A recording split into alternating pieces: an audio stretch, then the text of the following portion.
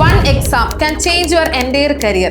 One rank can open door to IITs, NITs, PSUs and even international opportunities. But here is the question. Are you really ready for GATE 2027? ഇനിയുള്ള കുറച്ച് സമയം GATE 2027 exam വളരെ serious ആയി prepare ചെയ്യാൻ ആഗ്രഹിക്കുന്ന aspirants mandatory ആയിട്ട് അറിഞ്ഞിരിക്കേണ്ട കുറച്ച് കാര്യങ്ങളാണ് നമ്മൾ ഡിസ്കസ് ചെയ്യാൻ പോകുന്നത്. നിങ്ങൾ BTech final year pre final year students ആയിക്കോട്ടെ അല്ലെങ്കിൽ പാസ് ഔട്ട് സ്റ്റുഡൻസ് ആയിക്കോട്ടെ, GATE 2027 എക്സാം ക്രാക്ക് ചെയ്യുക എന്നതാണ് നിങ്ങളുടെ എയിം എങ്കിൽ this session will be an one stop guide to all your confusions regarding GATE exam.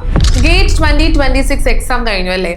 അതായത് എക്സാംസ് കഴിഞ്ഞു, റിസൾട്ട്സ് വന്നു. അപ്പൊ നമ്മുടെ സിവിലിയൻസിന്റെ സ്റ്റുഡൻസിന്റെ റിസൾട്ട് നോക്കിയാൽ ഡയറക്റ്റും ഓൺലൈനും ബാച്ചസിന്റെ റിസൾട്ട്സ് കമ്പയർ ചെയ്യുമ്പോൾ 85% സ്റ്റുഡൻസും ക്വാളിഫൈഡ് ആണ്. അത് നമുക്ക് വളരെയധികം സന്തോഷം തന്ന ഒരു റിസൾട്ട് തന്നെയാണ്. ഇപ്പോൾ ക്വാളിഫൈഡ് ആയിട്ടുള്ള സ്റ്റുഡൻസ് അവരുടെ കരിയർ അപ്ഗ്രേഡ് ചെയ്യുന്ന സ്റ്റേജിലായിരിക്കും. കുറച്ച് ആൾക്കാർ PSU റിക്രൂട്ട്മെന്റ്സ്, കുറച്ച് പേര് ഹയർ സ്റ്റഡീസ്, അതായത് പോർട്ടൽസ് എല്ലാം ഓപ്പൺ ആണ്. ഇനി കുറച്ച് ആൾക്കാരുണ്ട് അവർ ഉദ്ദേശിച്ച റാങ്കിൽ എത്താത്തവർ അല്ലെങ്കിൽ ക്വാളിഫൈഡ് ആകാത്തവർ, ഇനി ബിടെക് ഇപ്പോൾ പഠിച്ചുകൊണ്ടിരിക്കുന്ന അല്ലെങ്കിൽ pre final year students, pass out ആയവർ, ഇവർക്ക് എല്ലാവർക്കും ഒരു നല്ല ഓപ്പർച്യൂണിറ്റിയാണ് ഇനി GATE 2027 എന്ന് പറയുന്നത്. അപ്പോൾ പഠിച്ചു തുടങ്ങാനായിട്ടുള്ള ഒരു റൈറ്റ് ടൈം എന്ന് പറയുന്നത് ഇതാണ്. GATE അതായത് graduate aptitude test in engineering. ഈ ആപ്റ്റിറ്റ്യൂഡ് എന്ന് പറയുന്ന വേർഡ് വളരെയധികം ഇമ്പോർട്ടൻ്റ് ആണ് കേട്ടോ. ഒരു GATE civil engineering aspirant point of വ്യൂവിൽ പറയാം, അയാൾക്ക് എത്രമാത്രം നോളജ് ഉണ്ട് എന്നുള്ളതല്ല ഇവിടെ ഇമ്പോർട്ടൻസ്. ആ നോളജ് എങ്ങനെയാണ് പ്രോബ്ലമാറ്റിക് സ്കില്ലായിട്ട് ഇവിടെ ഡെവലപ്പ് ചെയ്യുന്നത്, അവിടെയാണ് നിങ്ങൾ സ്കോർ ചെയ്യാൻ പോകുന്നത്. ഇപ്പൊ പ്രോബ്ലം സോൾവിങ് സ്കിൽസ് എന്ന് കേട്ടപ്പോൾ എല്ലാവരും ഒന്ന് ടെൻഷനായി കാണുമല്ലേ? ഇനി ഒരു GATE എക്സാം എടുത്താൽ തന്നെ കൂടുതലും ന്യൂമറിക്കൽ ടൈപ്പ് ഓഫ് ക്വസ്റ്റ്യൻസ് ആണ് വന്നു കാണുന്നത്. അപ്പോൾ നമ്മുടെ സ്റ്റുഡൻസും എപ്പോഴും പറയുന്ന ഒരു കൺസേൺ ആയിട്ട് ഇത് എങ്ങനെ ഈ ന്യൂമറിക്കൽസ് എല്ലാം സോൾവ് ചെയ്യാം. ന്യൂമറിക്കൽ ക്വസ്റ്റ്യൻസ് സോൾവ് ചെയ്യണം എന്നുണ്ടെങ്കിൽ അല്ലെങ്കിൽ പ്രോബ്ലമാറ്റിക് സ്കില്ല് ഡെവലപ്പ് ചെയ്യണമെന്നുണ്ടെങ്കിൽ മോർ നമ്പർ ഓഫ് ക്വസ്റ്റ്യൻസ് നമ്മൾ പ്രാക്ടീസ് ചെയ്യണം. അതിലൂടെ വളരെ ആവറേജ് ആയിട്ടുള്ള ഒരു സ്റ്റുഡന്റിന് പോലും പ്രോബ്ലമാറ്റിക് സ്കില്ല് ഡെവലപ്പ് ചെയ്തെടുക്കാവുന്നതേ ഉള്ളൂ. അപ്പോൾ ഇതിനെക്കുറിച്ചെല്ലാം നമുക്ക് ഡീറ്റെയിൽഡ് ആയിട്ട് ഡിസ്കസ് ചെയ്യാം. നിങ്ങളൊരു സിവിൽ എഞ്ചിനീയറിംഗ് ഗ്രാജുവേറ്റ് ആണെങ്കിൽ ഉറപ്പായും GATE എക്സാം എഴുതണമെന്ന് തന്നെ ഞാൻ പറയും. കാരണം നാഷണൽ ലെവലിൽ കണ്ടക്ട് ചെയ്യുന്ന ഒരു എക്സാം, ഈ ഒരു എക്സാമിന് ക്വാളിഫൈഡ് ആകുക അല്ലാന്നുണ്ടെങ്കിൽ നല്ലൊരു സ്കോർ നേടുക എന്ന് പറയുന്നത് നിങ്ങളുടെ കരിയർ പ്രൊഫൈലിൽ ഒരു ഗോൾഡൻ സ്റ്റാർ തന്നെയായിരിക്കും. 7 IITസും IISc ബാംഗ്ലൂരും ചേർന്നാണ് എല്ലാ വർഷവും GATE എക്സാം കണ്ടക്ട് ചെയ്യുന്നത്. ഈ പ്രാവശ്യം അതായത് GATE 2027 കണ്ടക്ട് ചെയ്യുന്നത് IIT മദ്രാസ് ആണ്. മറ്റ് എക്സാംസിലൊക്കെ നിന്ന് വളരെയധികം ഒരു പ്രത്യേകത GATE എക്സാമിനുള്ളത് അപ് ടു ഡേറ്റ് ആയിട്ട് സിസ്റ്റമാറ്റിക് ആയിട്ടാണ് GATE എക്സാംസ് കണ്ടക്ട് ചെയ്യുന്നത്. അതായത് ഒരു പർട്ടിക്കുലർ മന്തിലാണ് കണ്ടക്ട് ചെയ്യുന്നത്. അതുപോലെ തന്നെ റിസൾട്ട്സ് വരുന്നതായിക്കോട്ടെ എല്ലാം സിസ്റ്റമാറ്റിക് ആയിട്ടാണ് നടക്കുന്നത്. ഇനി ആർക്കൊക്കെ അപ്ലൈ ചെയ്യാം അല്ലെങ്കിൽ ആർക്കൊക്കെ പ്രിപ്പയർ ചെയ്യാന്നുള്ളൊരു കാര്യം കൂടെ നോക്കി പോവാം. അതായത് നിങ്ങളൊരു ഗ്രാജുവേറ്റ് ആണ്, എഞ്ചിനീയറിംഗ് ഗ്രാജുവേറ്റ്. അപ്പൊ നമ്മൾ സിവിൽ എഞ്ചിനീയറിംഗിനെ കുറിച്ചാണ് പറയുന്നത്. അപ്പം civil engineering graduate pre final year ആകാം, ഫൈനൽ ഇയർ ആകാം, പാസ് ഔട്ട് ആയ സ്റ്റുഡന്റ് ആയാം, നിങ്ങൾക്ക് എല്ലാവർക്കും തന്നെ അപ്ലൈ ചെയ്യാം. ഇനി ഏജ് ലിമിറ്റിന്റെ കാര്യം പറയുകയാണെന്നുണ്ടെങ്കിൽ അപ്പർ ഏജ് ലിമിറ്റ് ഇല്ല. അതായത് ഒരു 50 വയസ്സാകുമ്പോൾ ഒന്ന് GATE എക്സാം എഴുതിയാലോ എന്ന് തോന്നിയാൽ നിങ്ങൾക്ക് അപ്പോഴും പോയി എഴുതാം. ലോവർ ഏജ് ലിമിറ്റിന്റെ കാര്യമാണ് പറയുന്നതെന്നുണ്ടെങ്കിൽ ഇപ്പം എഞ്ചിനീയറിംഗ് സിവിൽ എഞ്ചിനീയറിംഗിന്റെ കാര്യമാണ് പറയുന്നതെങ്കിൽ അവിടെ പ്രീ ഫൈനൽ ഇയർ സ്റ്റുഡന്റ് ആയിരിക്കണം. ഇനി സിലബസിലേക്ക് വരുവാണെന്നുണ്ടെങ്കിൽ വളരെ സ്ട്രക്ചേർഡ് ആയിട്ടുള്ള വെൽ ഡിഫൈൻഡ് സിലബസ് ആണ് GATE എക്സാമിൻ്റെത്. അത് നമ്മൾ ഡീറ്റെയിൽ ആയിട്ട് നോക്കുന്നതാണ്. ഇനി വളരെ ഇമ്പോർട്ടൻ്റ് ആയിട്ട് വൈ ദിസ് GATE എക്സാം, അതാണ് നമ്മൾ ഡിസ്കസ് ചെയ്യേണ്ടത്. അതായത് GATE എക്സാം എന്ന് പറയുന്നത് ഒരു ഗേറ്റ് വേ ആണ്, ഒരുപാട് മൾട്ടിപ്പിൾ ഓപ്പർച്യൂണിറ്റീസിലേക്കുള്ള ഗേറ്റ് വേ. ഫോർ എക്സാമ്പിൾ, നിങ്ങൾ ബിടെക് പഠിക്കുന്നത് ഒരു ടയർ 3 അല്ലെങ്കിൽ ടയർ 4 കോളേജിലാണെന്ന് വിചാരിക്കുക. പക്ഷെ നിങ്ങളുടെ ആസ്പിറേഷൻ എന്ന് പറയുന്നത് ടോപ്പ് ടയർ ഇൻസ്റ്റിറ്റ്യൂട്ട്സ് ആയിട്ടുള്ള IISc, IIT, NIT അവിടെയൊക്കെ പഠിക്കാനാണെന്ന് വിചാരിക്കാം. അങ്ങനെയാണെങ്കിൽ അതിന് ഏറ്റവും ബെസ്റ്റ് സൊല്യൂഷൻ ആണ് GATE എക്സാം എന്ന് ഞാൻ പറയും. ആഫ്റ്റർ ബിടെക് നിങ്ങളുടെ ഒരു ആസ്പിറേഷൻ ഒന്നുകിൽ ജോബ് ആകാം അല്ലെങ്കിൽ ഹയർ സ്റ്റഡീസ് ആകാം. ഈ 2 കാറ്റഗറിയിലും GATE എക്സാം നിങ്ങൾക്ക് വളരെയധികം സപ്പോർട്ട് ചെയ്യുന്ന ഒരു എക്സാം ആണ്. ഇപ്പോൾ ഹയർ സ്റ്റഡീസ് ആണ് നിങ്ങളുടെ ഓപ്ഷൻ എന്നുണ്ടെങ്കിൽ റെപ്യൂട്ടഡ് ടോപ്പ് ടയർ ഇൻസ്റ്റിറ്റ്യൂട്ട്സ് ആയിട്ടുള്ള IITs, IISc, NIT ഇവിടെയൊക്കെ ഹയർ സ്റ്റഡീസ് ചെയ്യാനായിട്ട് GATE സ്കോർ വളരെയധികം ആവശ്യമാണ്. ഇനി ആഫ്റ്റർ ബിടെക് ജോബ് ആണ് നിങ്ങളുടെ പ്രിഫറൻസ് എന്നുണ്ടെങ്കിൽ PSU അതായത് പബ്ലിക് സെക്ടർ അണ്ടർടേക്കിംഗ്സും ഈവൻ പ്രൈവറ്റ് കമ്പനീസ് രണ്ടിലും നല്ലൊരു ഹയറിങ്ങിനും GATE സ്കോർ നിങ്ങൾക്ക് വളരെയധികം മാൻഡേറ്ററി ആണ്. ഇപ്പോൾ ഹയർ സ്റ്റഡീസിന്റെ കാര്യമൊക്കെ പറയുമ്പോൾ ആഫ്റ്റർ ബിടെക് നിങ്ങൾ ഒരു MTech അല്ലെങ്കിൽ MSc റെപ്യൂട്ടഡ് കോളേജസിൽ വിത്ത് GATE സ്കോർ കയറുവാണെങ്കിൽ ഒരു 12,400 ആണ് നിങ്ങൾക്ക് മന്ത്ലി സ്റ്റൈഫൻഡ് വരുന്നത്. അപ്പോൾ അവിടെ നിങ്ങളുടെ ഹയർ സ്റ്റഡീസിനോടൊപ്പം നിങ്ങളുടെ പേഴ്സണൽ മാറ്റേഴ്സ് നിങ്ങൾക്ക് മീറ്റ് ചെയ്ത് കൊണ്ടുപോകാൻ പറ്റുന്ന ഒരു ഇൻ ഹാൻഡ് എമൗണ്ടും കൂടി കയ്യിൽ കിട്ടുവാണ്. അപ്പം ആരാണല്ലേ അങ്ങനെ ഒരു ഓപ്പർച്യൂണിറ്റി എക്സ്പെക്ട് ചെയ്യാത്തതും ആഗ്രഹിക്കാത്തതും? അപ്പം അത്രയും നല്ല ഓപ്പർച്യൂണിറ്റീസും GATE എക്സാം നിങ്ങൾക്ക് പ്രൊവൈഡ് ചെയ്യുന്നുണ്ട്. ഇനി നമ്മൾ ജോബ് ഓപ്പർച്യൂണിറ്റീസിലേക്ക് വരുവാണെന്നുണ്ടെങ്കിൽ അത് പബ്ലിക് സെക്ടർ അണ്ടർടേക്കിംഗ്സും ഈവൻ പ്രൈവറ്റ് കമ്പനീസിൽ പറ്റുമെന്ന് പറഞ്ഞു. അപ്പോൾ പബ്ലിക് സെക്ടർ അണ്ടർടേക്കിംഗ്സ് ഒരുപാട് നിങ്ങൾക്ക് ഓഫർ ചെയ്യുന്നുണ്ട്. അത് ഏതൊക്കെയാണെന്ന് നമുക്കൊന്ന് നോക്കിയിട്ട് വരാം. PSU ഓപ്പർച്യൂണിറ്റീസ് ത്രൂ GATE, അത് ഡീറ്റെയിൽഡ് ആയിട്ട് നമുക്ക് നോക്കാം. അപ്പോൾ ആദ്യമേ തന്നെ അറിയണം വൈ PSU, എന്തിന് PSU ഓപ്റ്റ് ചെയ്യണം എന്നുള്ളൊരു കാര്യം അത് നോക്കി തന്നെ നമുക്ക് സ്റ്റാർട്ട് ചെയ്യാം. അപ്പോൾ ഏതൊരു സിറ്റിസന്റെ അല്ലെങ്കിൽ ഏതൊരു ആസ്പിറന്റ് പോയിന്റ് ഓഫ് വ്യൂവിലും അവർ ആഗ്രഹിക്കുന്നതാണ് അല്ലെങ്കിൽ നേഷന്റെ ബിൽഡിങ്ങിന്റെ ഒരു പാർട്ടാകുക, അല്ലെങ്കിൽ നേഷന്റെ ഇൻഫ്രാസ്ട്രക്ചർ ഡെവലപ്മെന്റിന്റെ ഒരു പാർട്ടാകുക. അപ്പം അതിനെന്തുകൊണ്ടും ഒരു ഓപ്ഷൻ എന്ന് പറയുന്ന ഒരു PSU ജോബിലേക്ക് എൻട്രി ചെയ്യാന്ന് പറയുന്നത് തന്നെയാണ്. അത് ത്രൂ കിട്ടുന്ന ഒരു സോഷ്യൽ സ്റ്റേറ്റസ്, പിന്നെ ഓഫ് കോഴ്സ് നല്ലൊരു വെൽ സെറ്റിൽഡ് സെക്യൂർഡ് ജോബ് തന്നെയാണ്. നല്ല സാലറി പാക്കേജ് വരുന്നുണ്ട്. അതിനോടൊപ്പം തന്നെ ഒരുപാട് അലോവൻസസും എനോൾമെന്റ്സും വരുന്നുണ്ട്. അപ്പം എന്തൊക്കെ കൊണ്ടും PSU ജോബ് എന്ന് പറയുന്ന ഒരു സിറ്റിസൺ അല്ലെങ്കിൽ ആസ്പിറന്റ് പോയിന്റ് ഓഫ് വ്യൂ അവർ ആഗ്രഹിക്കുന്ന കാര്യം തന്നെയാണ്. അപ്പോൾ ഒരു ഗേറ്റ് ആസ്പിറന്റ് അവരുടെ പ്രിപ്പറേഷൻ ടൈമിൽ തന്നെ എന്തിന് PSUവിനെ കുറിച്ച് അറിയണം എന്നുള്ളൊരു കാര്യം കൂടി ഡിസ്കസ് ചെയ്യാം. ഈ PSU നമ്മൾ മെയിൻലി കാറ്റഗറൈസ് ചെയ്തിട്ടുണ്ട്. ഓരോ കമ്പനീസും ഓരോ പർട്ടിക്കുലർ കാറ്റഗറിക്ക് അകത്താണ് വരുന്നത്. അത് ബേസ്ഡ് ഓൺ ഒരുപാട് ക്രൈറ്റീരിയാസ് ആണ്. അപ്പോൾ അത് എന്തിനറിയണമെന്ന് വെച്ചാൽ നിങ്ങളുടെ പ്രിപ്പറേഷൻ ടൈമിലേ അറിയാം ഏത് PSUവിലാണ് എനിക്ക് വരേണ്ടത്, അത് എന്തിൻ്റെ അണ്ടറിലാണ് വരുന്നത്, അവിടുത്തെ ജോബ് റോൾസ് എങ്ങനെയാണ്, അവിടെ എനിക്ക് എന്തൊക്കെ ഓപ്പർച്യൂണിറ്റീസ് കിട്ടും, ഇതൊക്കെ ഒരു ആസ്പിറന്റ് അറിഞ്ഞിരിക്കണം അല്ലേ. അപ്പം അതുകൊണ്ട് തന്നെ നമുക്ക് ഈ PSUവിന്റെ കാറ്റഗറീസും കൂടെ നോക്കാം. എത്ര ടൈപ്സ് ഉണ്ട് PSUs എന്നും കൂടി നമുക്കൊന്ന് നോക്കി പോവാം. PSUs മെയിൻലി വരുന്നത് 3 ടൈപ്പ് ആയിട്ടാണ്. മഹാരത്ന PSUs ഉണ്ട്, നവരത്ന PSUs ഉണ്ട്, അതുപോലെ തന്നെ മിനി രത്ന PSUs ഉണ്ട്. അപ്പം എന്താണ് മഹാരത്ന PSUവിന്റെ പ്രത്യേകത നോക്ക്. Works on large scale infrastructure and international projects ആണ് അല്ലേ. അപ്പം ഇവിടെ വരുന്ന വർക്ക്സ് എന്ന് പറയുന്നത് കൂടുതലും കുറച്ചും കൂടി വലിയ സ്കെയിൽ ഓഫ് വർക്ക്സ് ആയിരിക്കും, ഇന്റർനാഷണൽ പ്രോജക്ട്സ് ആയിരിക്കും. അപ്പം അതുകൊണ്ട് തന്നെ നമ്മളുടെ ഒരു എഞ്ചിനീയറിംഗ് ആസ്പെക്ട് അവിടെ ഓൾറെഡി വരുന്നുണ്ട്, ഒരു ഇൻവോൾവ്മെന്റ്. അതിന്റെ കൂടെ തന്നെ സ്ട്രാറ്റജിക് ഇൻവോൾവ്മെന്റും കൊണ്ടുവരാൻ പറ്റും. അപ്പം അതുകൊണ്ട് തന്നെ നമുക്ക് ഒരുപാട് ഓപ്പർച്യൂണിറ്റീസ് അല്ലെങ്കിൽ നമുക്ക് ഒരുപാട് നേഷന്റെ ഡെവലപ്മെന്റിന്റെ പാർട്ടാകാൻ പറ്റുന്ന ഒരു കാറ്റഗറിയാണ് മഹാരത്ന PSU എന്ന് പറയുന്നത്. ഇതിനുള്ളിൽ വരുന്ന കമ്പനീസിൽ കിട്ടുവാണെന്നുണ്ടെങ്കിൽ അപ്പം അതുകൊണ്ട് തന്നെ അവർ പ്രിഫർ ചെയ്യുന്നത് എപ്പോഴും ഒരു ടോപ്പ് റാങ്ക് ഉള്ള ആൾക്കാരെ തന്നെയായിരിക്കും. അതുപോലെ തന്നെ നമുക്ക് ഒരുപാട് എക്സ്പോഷറും കിട്ടും അല്ലെ. നമുക്ക് ഓപ്പർച്യൂണിറ്റീസും എക്സ്പോഷറും ഒക്കെ ഒരുപാട് കിട്ടുന്ന ഒരു ഏരിയ ആണ് മഹാരത്ന PSU കാറ്റഗറിയിലേക്ക് വരുമ്പോൾ. ഇനി നവരത്ന PSUയിലേക്ക് വരുവാണെന്നുണ്ടെങ്കിൽ അവിടെ നമ്മൾ ലാർജ് സ്കെയിലാണ്, പക്ഷേ അത് സെക്ടർ ഫോക്കസ്ഡ് ആണ്. അതായത് ഒരു പർട്ടിക്കുലർ സെക്ടറിലായിരിക്കും നമ്മൾ വർക്ക് ചെയ്യേണ്ടതായിട്ട് വരുന്നത്. അപ്പൊ അതുകൊണ്ട് തന്നെ ഇവിടെ കൂടുതലും നമുക്ക് വരുന്നത് ഒരു മാനേജ്മെന്റൽ ടൈപ്പ് ഓഫ് റോൾസ്, ഒരു അഡ്മിനിസ്ട്രേറ്റീവ് ടൈപ്പ് ഓഫ് റോൾസ് ഒക്കെ ആയിരിക്കും വരുന്നത്. പിന്നെ മഹാരത്നയായിട്ട് കമ്പയർ ചെയ്യുമ്പോൾ നമുക്ക് ഇവിടെ പറയാൻ പറ്റുന്ന ഒരു മോഡറേറ്റ് ടു ഹൈ റാങ്ക് ഉള്ളവർക്കും ആക്സസിബിലിറ്റി ഉള്ള ഒരു PSUs ആയിരിക്കും നവരത്ന കാറ്റഗറിയിൽ വരുന്നത്. ഇനി മിനി രത്ന കാറ്റഗറി വരുമ്പോൾ അതൊരു medium to small scale works ആണ് അവിടെ വരുന്നത്. അത് കൂടാതെ തന്നെ റീജിയണൽ ഫോക്കസ്ഡ് ആണ്. അതായത് ഫോർ എക്സാമ്പിൾ പറയുകയാണെങ്കിൽ നമ്മുടെ എയർപോർട്ട് അതോറിറ്റി ഓഫ് ഇന്ത്യ ഒക്കെ വരുന്നത് മിനി രത്ന കാറ്റഗറിയിലാണ്, ഒരു റീജിയൻ ഫോക്കസ്ഡ് ആയിരിക്കും. അപ്പോൾ ഇവിടുത്തെ പ്രത്യേകത എന്ന് വെച്ചാൽ നമുക്ക് വരുന്ന വർക്ക്സ് എന്ന് പറയുന്നത് കൂടുതലും ഒരു സൂപ്പർവിഷൻ ടൈപ്പ് ഓഫ് വർക്ക്സ് ആയിരിക്കും വരുന്നത്. പിന്നെ ഇമ്പോർട്ടന്റ് കാര്യം ഒരു ആവറേജ് റാങ്ക് ഉള്ള ആളിനും ആക്സസിബിലിറ്റി ഉള്ള PSU ആയിരിക്കും ഏതിൽ വരുന്നത്, മിനി രത്ന കാറ്റഗറിയിൽ വരുന്നത്. അപ്പം ഇതൊന്ന് അറിഞ്ഞിരിക്കുക. ഇനി ഈ ഓരോ കാറ്റഗറിയിലും മഹാരത്ന, നവരത്ന, മിനി രത്നയുടെ അണ്ടറിൽ വരുന്ന PSU കമ്പനീസ് ഏതൊക്കെയാണെന്നും കൂടി നമുക്ക് നോക്കി പോവാം. അപ്പോൾ ഇവിടെ നമ്മൾ എടുത്തിരിക്കുന്നത് ഒരു സിവിൽ എഞ്ചിനീയറിന്റെ പോയിന്റ് ഓഫ് വ്യൂവിലാണ്. അത് ഈ പറഞ്ഞിരിക്കുന്ന മഹാരത്നയ്ക്ക് അണ്ടറിൽ നമ്മൾ ലിസ്റ്റ് ചെയ്തിരിക്കുന്നത് മാത്രമല്ല മഹാരത്ന PSUs വരുന്നത്, പക്ഷേ ഇതൊരു സിവിൽ എഞ്ചിനീയറിന്റെ പോയിന്റ് ഓഫ് വ്യൂ ബെസ്റ്റ് ആണ് നോക്കിയിരിക്കുന്നത്. ഇപ്പം മഹാരത്നയിൽ നോക്കുകയാണെന്നുണ്ടെങ്കിൽ BHEL ഉണ്ട്, Coal India, NTPC, ONGC, PGCL, SAIL Oil India. ഇനി നവരത്ന കാറ്റഗറിയിലേക്ക് വരുവാണെന്നുണ്ടെങ്കിൽ BEL വരുന്നുണ്ട്, EAL, NLCL, NMDC, SCIL, RCFL, NFL, NHPC and SJVN വരുന്നുണ്ട്. മിനി രത്നയിലേക്ക് Airport Authority of India, BDL, Cochin Shipyard, KAOCL, THDC India Limited, അതുപോലെ തന്നെ നം അലിഗർ റിഫൈനറി. ഇത്രയാണ് civil എഞ്ചിനീയേഴ്സിന്റെ പോയിന്റ് ഓഫ് വ്യൂവിൽ ഏറ്റവും നല്ല PSUs ഈ കാറ്റഗറീസിൽ വരുന്നത്. ഇനി PSUസിന്റെ എല്ലാം സെലക്ഷൻ പ്രോസസ് എങ്ങനെയാണെന്നും കൂടി അറിഞ്ഞിരിക്കണം. കാരണം ചില companies directly gate score card വെച്ച് സെലക്ഷൻ നടത്താറുണ്ട്, ചിലർ സ്ക്രീനിങ് ടെസ്റ്റ് ആയിട്ട് മാത്രം ഗേറ്റ് സ്കോർ കാർഡ് എടുക്കാറുണ്ട്. അപ്പൊ അവിടെ ആസ്പിറൻസ് പറയാറുണ്ട് അത് പിന്നെയും കുറേ പ്രോസസ്സ് ഇല്ലേ. അപ്പോൾ ആലോചിക്കുക, ഇത്രയും വലിയ PSUസിലേക്ക് ഒരു സ്ക്രീനിങ് നടന്ന് കയറുക എന്ന് പറയുന്നത് വളരെ ഇമ്പോർട്ടൻറ്റ് കാര്യമാണ്. അതെപ്പോഴും നിങ്ങളുടെ മൈൻഡിൽ ഉണ്ടായിരിക്കുക. പിന്നെ ചില കമ്പനീസ് ആണെങ്കിൽ അവരുടെ തന്നെ കമ്പ്യൂട്ടർ ബേസ്ഡ് ടെസ്റ്റ് ഒക്കെ നടത്തിയിട്ടാണ് സെലക്ഷൻ നടത്തുന്നത്. അപ്പോൾ നമുക്ക് അറിഞ്ഞിരിക്കണം ഈ നോക്കിയ കമ്പനീസിലൊക്കെ എങ്ങനെയാണ് സെലക്ഷൻ പ്രോസസ്സ് എന്ന്. അപ്പോൾ ഓരോന്നായിട്ട് നമുക്ക് നോക്കാം. ഇപ്പം BHEL, കോൾ ഇന്ത്യ ഒക്കെ എടുക്കുകയാണെന്നുണ്ടെങ്കിൽ അവരുടെ തന്നെ കമ്പ്യൂട്ടർ ബേസ്ഡ് ടെസ്റ്റ് കണ്ടക്ട് ചെയ്തിട്ട് പേഴ്സണൽ ഇന്റർവ്യൂ ചെയ്താണ് സെലക്ഷൻ നടത്തുന്നത്. Call India okay. ഇനി NTPCയിലേക്ക് വരുവാണെന്നുണ്ടെങ്കിൽ അത് directly through gate score card തന്നെ സെലക്ഷൻ നടത്താറുണ്ട്. അപ്പം NTPC നിങ്ങൾ ഓർത്തിരിക്കേണ്ടതാണ്. അതുപോലെ തന്നെ ONGC വരുമ്പോൾ തന്നെ BHEL ഒക്കെ പറഞ്ഞ കേസ് തന്നെയാണ്. ഇനി PGCLും സെയിലും വരുവാണെന്നുണ്ടെങ്കിൽ GATE score card plus group discussion plus personal interview എന്ന് വെച്ചാൽ ഇവിടെ ഗേറ്റ് സ്കോർ കാർഡ് ഒരു സ്ക്രീനിങ് ടെസ്റ്റ് ആയിട്ട് മാത്രം അല്ലെങ്കിൽ ഒരു സ്ക്രീനിങ് മാത്രമായിട്ടാണ് അവർ കണ്ടക്ട് ചെയ്യുന്നത് അല്ലെങ്കിൽ കൺസിഡർ ചെയ്യുന്നത്. അതിനുശേഷം ഗ്രൂപ്പ് ഡിസ്കഷനും പേഴ്സണൽ ഇന്റർവ്യൂവും കഴിഞ്ഞിട്ടാണ് ഫൈനൽ സെലക്ഷൻ വരുന്നത്. ഓയിൽ ഇന്ത്യയും BA-ലൊക്കെ CBT എക്സാം വെച്ചിട്ടാണ് കണ്ടക്ട് ചെയ്യുന്നത്. EA-ൽ NLC-ലും നമ്മൾ ഈ പറഞ്ഞ പോലെ തന്നെ ഗേറ്റ് സ്കോർ എന്ന് പറയുന്ന ഒരു സ്ക്രീനിങ് പ്രോസസ്സിലേക്ക് ഇൻക്ലൂഡ് ചെയ്യുന്നുണ്ട്. NMDC-ലും പറഞ്ഞ പോലെ തന്നെ സ്ക്രീനിങ് പ്രോസസ്സിലേക്ക് ഗേറ്റ് സ്കോർ ഇൻക്ലൂഡ് ചെയ്യുന്നുണ്ട്. ഇനി അടുത്ത കാറ്റഗറി നമ്മൾ നോക്കുകയാണെന്നുണ്ടെങ്കിൽ അടുത്ത RCFL, NFL കാറ്റഗറിയിലേക്ക് അല്ലെങ്കിൽ PSU-ലേക്ക് വരുന്ന കേസിൽ അവിടെയും അവർ CBT എക്സാമും ഹോസ്റ്റൽ ഇന്റർവ്യൂവും കണ്ടക്ട് ചെയ്ത് തന്നെയാണ് എടുക്കുന്നത്. ഇനി NHPC-ലേക്ക് വരുമ്പോൾ ഗേറ്റ് സ്കോർ എന്ന് പറയുന്നത് ഒരു സ്ക്രീനിങ് പ്രോസസ്സിൽ ഇൻക്ലൂഡ് ചെയ്തിട്ടുണ്ട്. ഇനി എയർപോർട്ട് അതോറിറ്റി ഓഫ് ഇന്ത്യ വീണ്ടും വരുമ്പോൾ direct recruitment through gate score കാർഡാണ്.